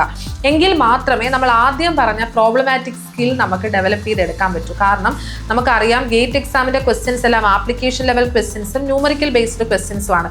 ഇതെല്ലാം സോൾവ് ചെയ്യണമെന്നുണ്ടെങ്കിൽ അതിലെ വളരെ മൈന്യൂട്ട് ആയിട്ടുള്ള ഫണ്ടമെന്റൽ കോൺസെപ്റ്റ്സ് കൃത്യമായിട്ട് അറിഞ്ഞിരിക്കണം. ഇപ്പോൾ ഫോർ എക്സാമ്പിൾ നമ്മൾ ജിയോ ടെക്നിക്കൽ എഞ്ചിനീയറിംഗ് എന്നുള്ള ഒരു സബ്ജക്ട് എടുക്കുകയാണ്. അവിടെ നമ്മൾ ബേസിക് ആയിട്ട് ആദ്യമേ പഠിക്കുന്നതാണ് നമ്മുടെ 3 phase സിസ്റ്റം അല്ലേ. അപ്പം അത് കൃത്യമായിട്ട് 3 phase സിസ്റ്റവും അതിൻ്റെ റിലേഷൻഷിപ്സും അറിഞ്ഞാൽ അത് റിലേറ്റഡ് ആയിട്ട് വരുന്ന എല്ലാ പ്രോബ്ലംസും നമുക്ക് ചെയ്യാൻ പറ്റും. പക്ഷേ ആ ഒരു കോർ ഫണ്ടമെന്റൽ കോൺസെപ്റ്റ് ഇല്ല എന്നുണ്ടെങ്കിൽ ബാക്കി കാര്യങ്ങൾ നമ്മൾ എത്രയൊക്കെ മനസ്സിലാക്കിയാലും ഒരു പ്രോബ്ലമാറ്റിക് ക്വസ്റ്റ്യൻ വരുമ്പോൾ നമുക്ക് അപ്ലൈ ചെയ്യുമ്പോൾ അവിടെ ബുദ്ധിമുട്ട് ഫേസ് ചെയ്യും. അതാണ് മിക്ക സ്റ്റുഡൻസും പറയാറുണ്ട്, പ്രോബ്ലംസ് എല്ലാം സോൾവ് ചെയ്ത് വരുമ്പോൾ ഒരു സ്റ്റേജ് എത്തുമ്പോൾ നമുക്ക് സ്റ്റക്കായി പോകുന്നു. ഇതൊക്കെ നമുക്ക് വരുന്നത് ബേസിക് ഫണ്ടമെന്റൽ കോൺസെപ്റ്റ് ക്ലിയർ അല്ലാത്തത് കൊണ്ടാണ്. അപ്പം ആദ്യത്തെ സ്റ്റേജ് എന്ന് പറയുന്നത് കോൺസെപ്ച്വൽ ക്ലാരിറ്റി അച്ചീവ് ചെയ്യുക എന്നതാണ്. സെക്കൻഡ് വൺ എന്ന് പറയുന്നത് PYQ പ്രാക്ടീസ് ആണ്. PYQ പ്രാക്ടീസ് എന്ന് പറയുമ്പോൾ ഒരു ക്വസ്റ്റ്യൻ പേപ്പർ പ്രാക്ടീസ് ചെയ്യുന്നതിനോടൊപ്പം തന്നെ അതിന്റെ പോസ്റ്റ് അനാലിസിസും കൂടി ചെയ്ത് വേണം നിങ്ങൾ പോകാൻ. ഇപ്പോൾ നമ്മളൊരു 30 years ബാക്കുള്ള ക്വസ്റ്റ്യൻസ് എടുക്കുകയാണെന്നുണ്ടെങ്കിൽ ഈ ക്വസ്റ്റ്യൻസ് എല്ലാം പ്രിപ്പയർ ചെയ്യുന്നത് IITs ആണല്ലേ. അപ്പം IITs പ്രിപ്പയർ ചെയ്യുന്ന ഒരു ക്വസ്റ്റ്യൻ്റെ ലെവൽ എന്ന് പറയുന്നതും നമുക്കറിയാം ഒരു ടോപ്പ് നോച്ച് ലെവൽ തന്നെയായിരിക്കും. അപ്പം പുതിയതായിട്ട് പ്രിപ്പറേഷനിലേക്ക് വരുന്ന ഒരു ആസ്പിറന്റ് ഈ 30 വർഷത്തെ ക്വസ്റ്റ്യൻ പേപ്പേഴ്സ് അറ്റ്ലീസ്റ്റ് ട്വൈസ് എങ്കിലും ചെയ്താൽ നിങ്ങൾക്ക് ആ എക്സാം പോയിന്റ് ഓഫ് വ്യൂ വളരെയധികം ബെനിഫിറ്റ് ആണ് കിട്ടുന്നത്. അപ്പോൾ ഈ PYQ പ്രാക്ടീസിൽ നിന്ന് നിങ്ങൾക്ക് ഒരുപാട് ഐഡിയാസ് ഡെവലപ്പ് ചെയ്യാനും പറ്റും, ഒരുപാട് പ്രോബ്ലമാറ്റിക് സ്കില്ല് ഡെവലപ്പ് ചെയ്യാനും പറ്റും. അപ്പോൾ മൊത്തത്തിൽ ഇൻ ടോട്ടൽ നിങ്ങളുടെ പ്രിപ്പറേഷന് വളരെയധികം ഹെൽപ്ഫുൾ ആകുന്ന ഒരു ടൂൾ തന്നെയായിരിക്കും PYQ പ്രാക്ടീസ് എന്ന് പറയുന്നത്. ഇനി തേർഡ് വൺ, ഒരു പ്രാക്ടീസ് ഷീറ്റ് മെയിൻറ്റെയിൻ ചെയ്യുക എന്നതാണ്. നിങ്ങളുടെ പ്രിപ്പറേഷൻ ഒരു സെൽഫ് സ്റ്റഡി ആയിക്കോട്ടെ അല്ലെങ്കിൽ with the help of A coaching ആയിക്കോട്ടെ, ഈ 2 കേസിലും ഒരു പ്രാക്ടീസ് ഷീറ്റ് മെയിൻറ്റെയിൻ ചെയ്യുന്നതിൻ്റെ ഇമ്പോർട്ടൻസ് ഞാൻ പറഞ്ഞുതരാം. ഈ പ്രാക്ടീസ് ഷീറ്റ് നിങ്ങൾ യൂസ് ചെയ്യേണ്ടത് പുതിയ ടൈപ്പ് ഓഫ് ക്വസ്റ്റ്യൻസ് വരുന്നത് ചെയ്ത് നോക്കാൻ വേണ്ടിയാണ്. അപ്പോൾ നിങ്ങൾ സെൽഫ് സ്റ്റഡി ആണെങ്കിൽ നിങ്ങൾ എപ്പോഴേക്കും ഒരു പുതിയ ഒരു വെറൈറ്റി ടൈപ്പ് ഓഫ് ക്വസ്റ്റ്യൻ കണ്ടാൽ അത് സോൾവ് ചെയ്ത് നോക്കാനായിട്ട് ആ ഷീറ്റ് യൂട്ടിലൈസ് ചെയ്യാം. അത് നിങ്ങൾക്ക് കിട്ടിയില്ല എന്നുണ്ടെങ്കിൽ വിത്ത് ദ ഹെൽപ്പ് ഓഫ് എന്തെങ്കിലുമൊക്കെ ടെക്സ്റ്റ് ബുക്ക് റെഫറൻസിൽ നിങ്ങൾക്കത് സോൾവ് ചെയ്യാം. ഇനി നിങ്ങളൊരു കോച്ചിങ്ങിൻ്റെ ഹെൽപ്പോടുകൂടി ആണെന്നുണ്ടെങ്കിൽ ഇങ്ങനത്തെ ക്വസ്റ്റ്യൻസ് കാണുമ്പോൾ നിങ്ങളുടെ സബ്ജക്ട് എക്സ്പേർട്ടുമായിട്ട് അത് ഡിസ്കസ് ചെയ്ത് അതിൻ്റെ സൊല്യൂഷൻസും ഡൗട്ട്സും ക്ലിയർ ചെയ്ത് തന്നെ നിങ്ങൾ പോകാനായിട്ട് നോക്കുക. അപ്പോൾ ഇങ്ങനെ ഒരു പ്രാക്ടീസ് ഷീറ്റ് മെയിൻറ്റെയിൻ ചെയ്യുന്നത് കൊണ്ട് മോർ നമ്പർ ഓഫ് ക്വസ്റ്റ്യൻ പ്രാക്ടീസും അല്ലെങ്കിൽ എക്സ്ട്രാ നോളജും കിട്ടുന്നുണ്ട്. അതിനോടൊപ്പം തന്നെ ഫൈനൽ സ്റ്റേജിൽ ഒരു റിവിഷൻ മെറ്റീരിയൽ ആയിട്ടും നിങ്ങൾക്ക് ഈ പ്രാക്ടീസ് ഷീറ്റ് യൂസ് ചെയ്യാനായിട്ട് പറ്റും. ഇനി ഫോർത്ത് വൺ എന്ന് പറയുന്നത് വളരെ ഇമ്പോർട്ടൻ്റ് ആയിട്ടുള്ള ഒരു ടിപ്പ് അല്ലെങ്കിൽ മെത്തേഡാണ് കേട്ടോ, പീരിയോഡിക് റിവിഷൻ. നിങ്ങൾ എത്രമാത്രം പഠിച്ചാലും അല്ലെങ്കിൽ പ്രാക്ടീസ് ചെയ്താലും ഒരു ബേസിക് ഹ്യൂമൻ ബിഹേവിയർ ആയിട്ട് നമ്മൾ പറയുന്ന ഒരു കാര്യമാണ് മറവി അല്ലേ. അത് എപ്പോഴൊക്കെയായാലും നമുക്ക് നമ്മുടെ ഒരു പ്രിപ്പറേഷൻ സ്റ്റേജിൽ വരാം. അപ്പോൾ അവിടെ ഈ പീരിയോഡിക് റിവിഷൻ കൊണ്ടുവരുന്ന റോൾ എന്ന് പറയുന്നത് വളരെ ഇമ്പോർട്ടൻ്റ് ആണ്. നമ്മൾ ഒരു സിസ്റ്റമാറ്റിക് പീരിയോഡിക് ലെവലിൽ നമ്മൾ റിവൈസ് ചെയ്ത് വന്നാൽ ഒരു പർട്ടിക്കുലർ ടോപ്പിക്ക് തന്നെ നമ്മൾ മൾട്ടിപ്പിൾ ടൈംസ് റിവൈസ് ചെയ്യുകയാണ്. അപ്പോൾ ഇത് നമ്മുടെ ഈ പറയുന്ന ഒരു ക്വസ്റ്റ്യൻ സോൾവ് ചെയ്യുന്ന സമയത്ത് നമ്മൾ ഫേസ് ചെയ്യുന്ന, ഇപ്പോൾ MCQലൊക്കെ ഫേസ് ചെയ്യുന്ന അല്ലെങ്കിൽ MSQലൊക്കെ ഫേസ് ചെയ്യുന്നതാണ് ഇതായിരിക്കും ആൻസർ, അതായിരിക്കും ആൻസർ, ഇങ്ങനത്തെ കുറേ കൺഫ്യൂഷൻസ് വരാറുണ്ട്. ഇതെല്ലാം ഈ പീരിയോഡിക് റിവിഷൻ്റെ ലാക്ക് കൊണ്ട് വരുന്നതാണ്. അപ്പോൾ നിങ്ങളുടെ പ്രിപ്പറേഷൻ ജേർണിയിൽ പീരിയോഡിക് റിവിഷൻ കൊണ്ടുവന്നാൽ നിങ്ങൾക്ക് ഈ ഓപ്ഷൻസിൽ നിന്ന് സെലക്ട് ചെയ്യാനുള്ള ഒരു ബുദ്ധിമുട്ട് നമുക്ക് വരില്ല. ക്ലാരിറ്റി നമുക്ക് വളരെ കൃത്യമായിട്ട് കാണും. ലാസ്റ്റ് ടിപ്പ് എന്ന് പറയുന്നത് നിങ്ങളുടെ പ്രിപ്പറേഷനിൽ മോക്ക് ടെസ്റ്റിനെ കൊണ്ടുവരിക എന്നതാണ്. നിങ്ങളൊരു പർട്ടിക്കുലർ ലെവൽ എത്തിക്കഴിയുമ്പോൾ preparation stage mock test start ചെയ്ത് തുടങ്ങുക. മോക്ക് ടെസ്റ്റ് എന്ന് പറയുമ്പോൾ ഒരു ഫുൾ ലെങ്ത് മോക്ക് ടെസ്റ്റ് ആണ് നിങ്ങൾ സ്റ്റാർട്ട് ചെയ്യുക. ഇതുകൊണ്ടുള്ള ബെനിഫിറ്റ്സ് എന്ന് പറയുന്ന ഒരുപാടാണ്. ഒന്നെന്ന് വെച്ചാൽ നിങ്ങൾ എത്രമാത്രം പഠിച്ചു അല്ലെങ്കിൽ ഏത് സ്റ്റേജിലാണ് നിങ്ങളുടെ പ്രിപ്പറേഷൻ എന്ന് അനലൈസ് ചെയ്യാൻ പറ്റും. അതിനോടൊപ്പം തന്നെ ഒരു എക്സാം അറ്റ്മോസ്ഫിയർ ക്രിയേറ്റ് ചെയ്യുമ്പോൾ നിങ്ങൾക്ക് ആ എക്സാം ഹോളിൽ പോയിരിക്കുമ്പോൾ നിങ്ങൾ അനുഭവിക്കുന്ന നിങ്ങളുടെ സ്ട്രെസ്സും നിങ്ങളുടെ ലിമിറ്റേഷൻസ് എല്ലാം ഐഡന്റിഫൈ ചെയ്യാനും അത് റെക്ടിഫൈ ചെയ്യാനും കൂടി ഹെൽപ്പ് ചെയ്യും. അപ്പോൾ ഉറപ്പായും നിങ്ങളുടെ പ്രിപ്പറേഷൻ സ്റ്റേജിൽ ഒരു സ്റ്റേജ് എത്തുമ്പോൾ മോക്ക് ടെസ്റ്റ് കൃത്യമായി ചെയ്ത് തന്നെ പോവുക. ഈ പറഞ്ഞ 5 ടിപ്സിനോടൊപ്പം തന്നെ വളരെ പോസിറ്റീവ് ആയിട്ടുള്ള ഒരു ആറ്റിറ്റ്യൂഡ് മെയിൻറ്റെയിൻ ചെയ്യുക. അതിനോടൊപ്പം തന്നെ നിങ്ങളുടെ ഹെൽത്ത് വളരെ കൃത്യമായി കെയർ ചെയ്യുക. കാരണം ഇതും നിങ്ങളുടെ പ്രിപ്പറേഷൻ ജേർണിയിൽ വളരെയധികം ഇമ്പോർട്ടൻ്റ് ആയിട്ടുള്ള ഫാക്ടേഴ്സ് ആണ്. അപ്പോൾ ഇത്രയും കാര്യങ്ങളൊക്കെ ഉണ്ടെങ്കിലും നിങ്ങളുടെ പ്രിപ്പറേഷൻ ജേർണി നിങ്ങൾ കണ്ടിന്യൂ ചെയ്ത് മുന്നോട്ട് പോകുമ്പോൾ നിങ്ങൾക്ക് വളരെയധികം സ്ട്രഗിൾ ചെയ്യേണ്ട ഒരു സ്റ്റേജ് എന്ന് പറയുന്നത് അല്ലെങ്കിൽ ഒരു ഹേർഡിലായിട്ട് കയറി വരുന്നതാണ് മോട്ടിവേഷൻ്റെ ഒരു ലാക്ക് ഓഫ് മോട്ടിവേഷൻ വരാറുണ്ട്. അപ്പം അത് എങ്ങനെ നമുക്ക് മെയിൻറ്റെയിൻ ചെയ്യാം? അവിടെ നമുക്ക് വേണ്ടത് ഒരു കോൺഫിഡൻസ് ആറ്റിറ്റ്യൂഡാണല്ലേ. എങ്ങനെ ഈ കോൺഫിഡൻസ് ആറ്റിറ്റ്യൂഡ് നമുക്ക് കൊണ്ടുവരാനായിട്ട് പറ്റും?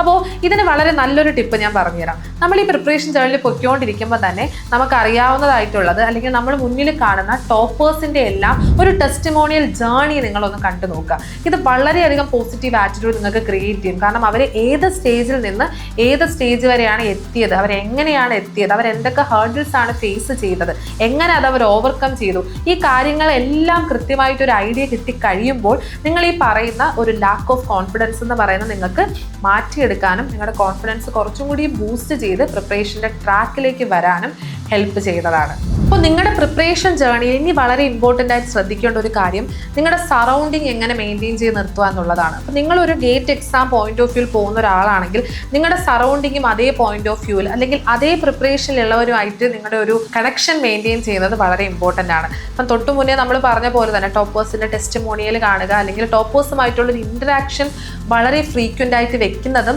നിങ്ങൾക്ക് ഡൗട്ട് ക്ലാരിഫിക്കേഷനും നിങ്ങൾക്കൊരു സ്ട്രാറ്റജി മനസ്സിലാക്കാനും ഒക്കെ വളരെ ഇമ്പോർട്ടൻ്റ് ആണ്. അപ്പം ഈ ടെസ്റ്റിമോണിയൽസ് അല്ലെങ്കിൽ ഈ സ്ട്രാറ്റജീസ് എല്ലാം മനസ്സിലാക്കിക്കൊണ്ട് നിങ്ങളുടേതായിട്ടുള്ള ഒരു സ്ട്രാറ്റജി ബിൽഡ് ചെയ്ത് പ്രിപ്പയർ ചെയ്യുന്നതാണ് എപ്പോഴും നല്ലൊരു ഐഡിയ.